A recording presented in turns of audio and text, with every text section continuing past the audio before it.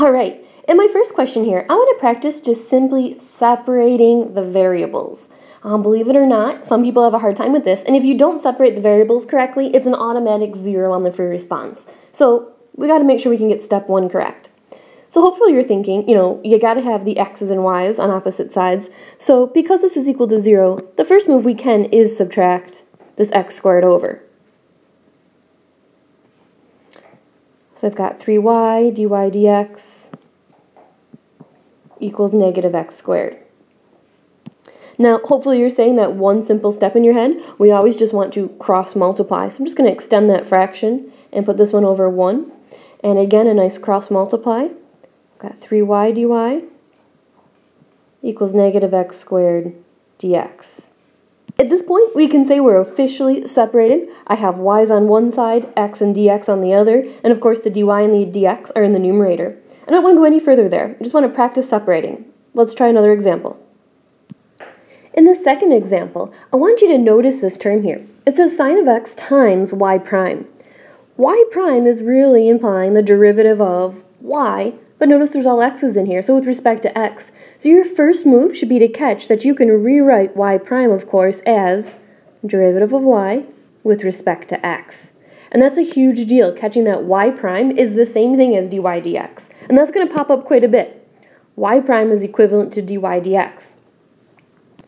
Alright, well just like usual, I can make that a fraction, make this a fraction, and another nice easy cross multiply. So I've got sine of x dy equals cosine of x dx. And at this point, I am not separated. I have an x and a y on the same side, and those are all x's, so I've got to make another move and divide both sides by sine x. Remember, we're only multiplying or dividing. So here I will get dy is equal to cosine over sine, and I can really call that cotangent of x dx. And now I can officially say my variables are separated and I could solve this differential equation. Alright, question 3. xy prime divided by e to the y plus 1 equals 2. Well, you know the drill. Our goal is to separate the variables, and this time it might be easier to cross multiply first. Put that over 1. I've got xy prime equals 2 times the quantity e to the y plus 1. Now, of course, I've got to catch that this y prime is actually in disguise as dy dx equals 2 times that quantity e to the y plus 1. Now, your gut instinct might be to take this 2 and distribute it. Just from previous math experience, we always seem to distribute things, but I think you'll find out the more we do these differential equations, the easier math will be if you leave this coefficient out front. Okay?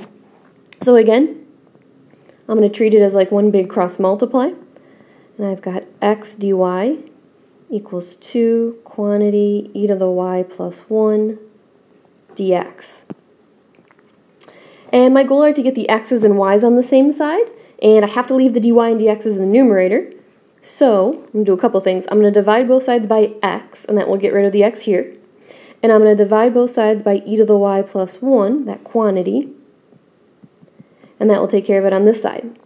So it looks like I'll have dy over e to the y plus 1 equals 2 over x dx. And again, now I can say my variables are officially separated. Y is on this side, x is on this side, and my dy dx in the numerator. Alright, well, let's title this in your notes here. Find the general solution. And I haven't used the words general solution too much. And what that's implying is that your answer is going to have a plus c in it. Okay, there is no initial condition. Your answer is going to have the plus c. So we're going to run through the steps the same. Separate the variables, just make some notes here, integrate, and then we're going to write our answer in explicit form, not implicit, as y equals something. And again, your answer will have a plus c in it. So step 1 is always easier if you make a fraction and cross multiply. So I've got the quantity x squared plus 4 dy equals xy times dx. Remember, I can only multiply or divide. So I want to divide the y over, which will kill it on that side. And I want to divide the quantity x squared plus 4 over, which will kill it on that side. So hopefully we've got dy over y equals dx, and I have x over x squared plus 4. All right, once we've officially separated, we want to slap an integral on both sides. Dy over y, integral x over x squared plus 4 dx. All right, so hopefully again, if you're thinking bring up the y to the -1, you're going to get that 0, which means this should be a rule you know. So hopefully you've caught the ln of the absolute value of y and watch your absolute value. On this side, it looks like quotient rule if I took the derivative, so I definitely need a u sub. Okay, so my u, of course, should just be that denominator, x squared plus 4. Off to the side, the derivative is 2x dx. So I get du over 2x equals dx. Okay, I'm keeping the integral because I have not integrated. I have x over u, and in place of this dx, we're putting du over 2x. So my x's will definitely cancel. Okay, again, I have not integrated, so we're going to keep this integral, and I've got 1/2 the integral of du over u. So I've got my ln of y here, absolute value of y, equals 1/2. Again, du over u is another ln of u, which happened to be x squared plus 4. And of course, on the x side, I have my plus c. All right, so now we don't have a particular solution like we did the previous day to solve for c. But we are going to find the general solution, which is just solving this equation for y. So we're going to have a c in our answer.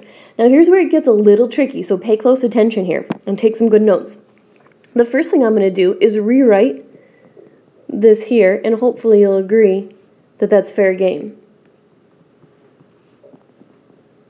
Why was I allowed to do that? Well, again, just from Algebra 2, I can bring the coefficient in front of a log up to the exponent, and anything to the 1/2 power is really the square root of it. Now, before I show you the next step, I've got to remind you back from Algebra 1 a little property. If I said x to the a times x to the b, we're allowed to say that's x to the a plus b. Okay, so I could do the same thing with exponentials. If I said e to the a times e to the b, I think you would agree that's e to the a plus b. Well, we're going to use the fact that we have this, and we're going to kind of go backwards, and we're going to call that decomposition. So keeping that in mind, if I said e to the m plus n, hopefully you would agree with me that if I added the exponents, I must have been multiplying two terms. I can say that's e to the m times e to the n. And that's the property we're going to use quite a bit now. Okay, so let's go back to our example here. So here's what I'm going to do. I'm going to say it's e raised to the ln of the absolute value of y, and e raised to the ln of the square root of x squared plus 4 plus c. Okay, let's wrap those exponents in parentheses. Now, one fairly aggravating part, but that's just how our algebra works, is that I have to raise this to the entire side. Notice I can't do these separately. It's e to this whole side and e to this whole side. And as long as you balance the equation, that's fair game. All right, well, this is handy on the left side. We've got our zap rule right there. And notice I'm left, make sure you still have that absolute value of y. Now, on this side, I can't zap it because of this plus sign here. This plus sign is telling me to use the decomposition rule. If I'm adding two exponents, I must have been multiplying. So this is e to the ln of the square root of x squared plus 4 times e to the c. Now, this specific term, I can use the zap rule on. So I've got the absolute value of y equals the square root of x squared plus 4 times e to the c. Now, this e to the c is a very important deal. Remember, e is a constant. Okay, e is just a number. So a number to another number, a constant to a constant, is still a constant.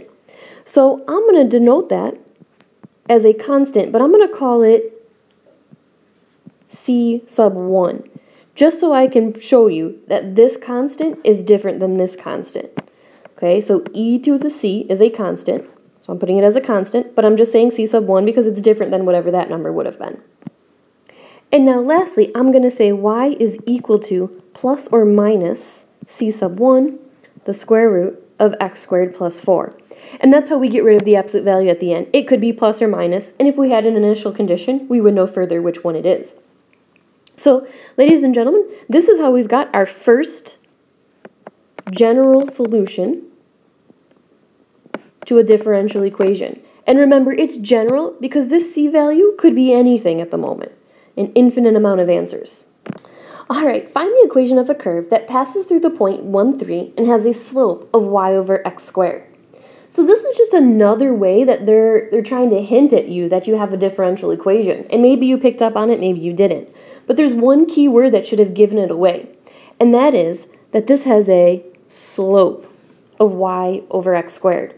So your goal has to be to see that word slope and say, okay, dy dx is equal to y over x squared. All right, so just another way the AP is going to throw that at you. The second thing you should have picked up is they're telling you that you're passing through the point 1, 3. So you have an initial condition. Okay, when x is 1, y is 3. So start her off on your own, pause it, separate the variables, integrate both sides, and we'll see if we get the same thing. So I cross-multiplied, divided, and I've got the two integrals, dy over y and 1 over x squared dx. Of course, this should jump out at you as the ln of the absolute value of y. Okay, if this there doesn't jump out at you, rewrite it as x to the negative 2 dx. So when you integrate that, add 1, divide by 1, I get negative x to the negative 1 plus c. All right, I'm going to stop there and use my initial condition, which was 1, 3. So I've got the ln of the absolute value of 3 equals negative 1 over 1 plus c. So I get this horrible, ugly-looking c value of the natural log of 3. Now, the absolute value of 3 is 3, so I can drop the absolute value there, plus 1. And again, the only reason I dropped it is because the absolute value of 3 is 3. All right, so I've got the ln of the absolute value of y equals negative 1 over x plus the ln of 3 plus 1. So again, I just plugged in my c value.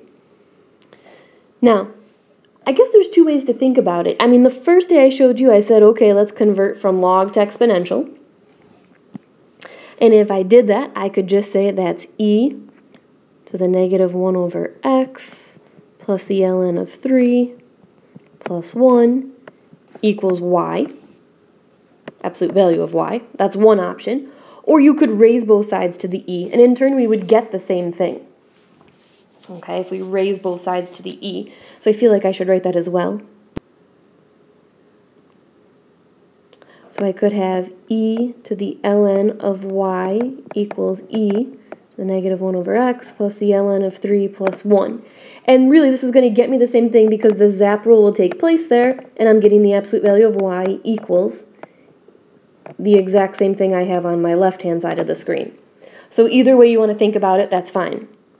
All right, so at this point, both sides are the same. It didn't matter what method I went with. But do you see the decomposition here? That's the whole key. If you added all these exponents, that means you must have multiplied them together. So I'm going to rewrite this as e to the negative 1 over x times e to the ln of 3 times e to the first is still equal to the absolute value of y. Now, as I go through, this is going to stay the same. There's my zap rule. That turns into a 3, and e to the first is just e. Still equals the absolute value of y. All right, to get rid of that absolute value, all I'm going to do is throw a plus or minus sign in front. 3e to the negative 1, 3e times e to the negative 1 over x is equal to y.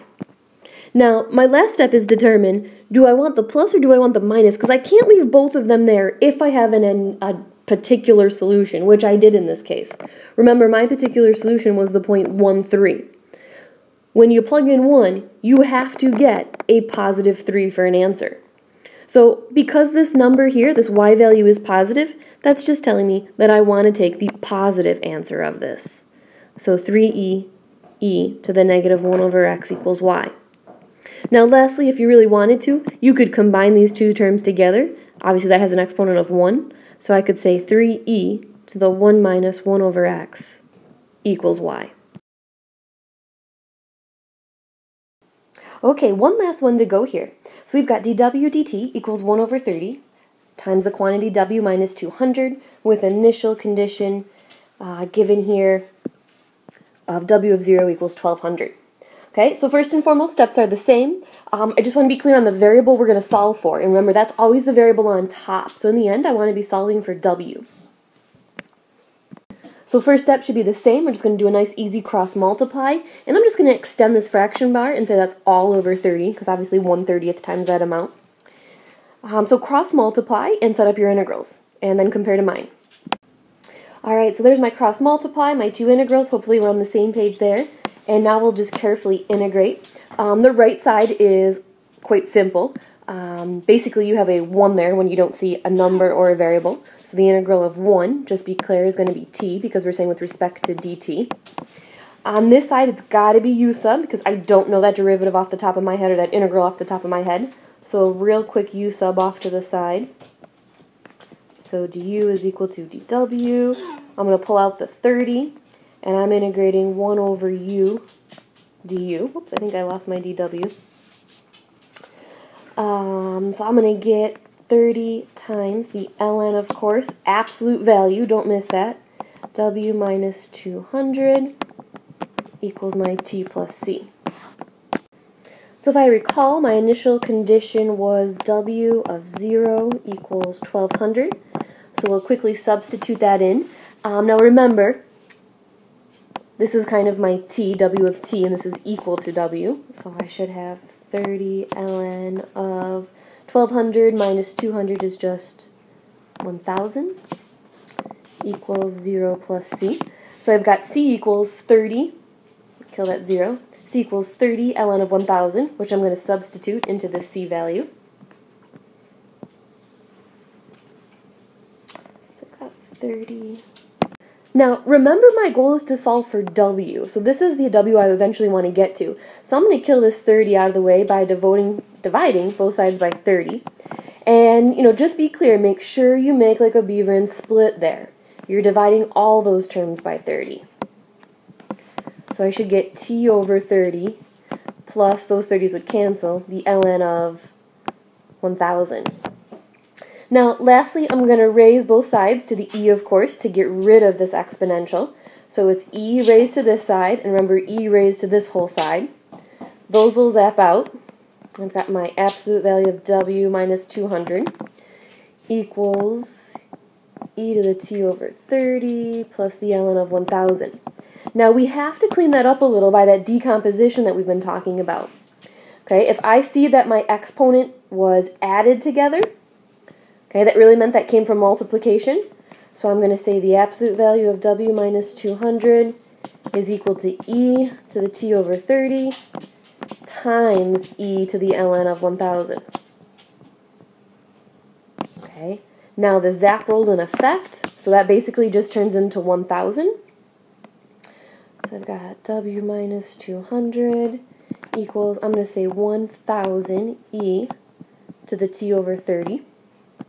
And then I'm just going to add my my 200 over. I've got 1000 e to the t over 30 plus 200 is what w is equal to. Now, just lastly, remember that initial condition was w of 0 equals 1200. So that's implying when I take this w function here and I plug in 0, I have to get a positive 1200. So this absolute value can go away as long as I understand that this has to be a positive value here. And there you have it. Well, we look forward to seeing you tomorrow, and have a great night.